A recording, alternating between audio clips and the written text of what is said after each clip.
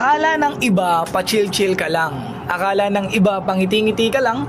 Akala ng iba, patawa-tawa ka lang. Pero yun ang akala nila. Hindi nila alam na sa kabila ng pagngiti mo, pagiging masaya mo, sa likod nun may mga problema na hindi mo alam kung ano yung gagawin mo.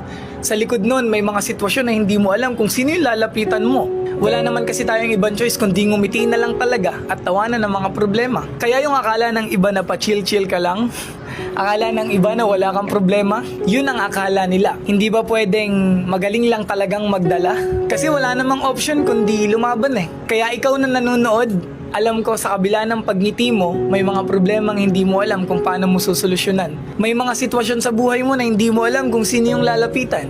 Ngumingiti ka na lang, nagiging masaya ka na lang. Gusto kong sabihin na ipagpatuloy mo yan, maging masaya ka lang, magpahinga ka lang, and then after nun, lalaban ka ulit.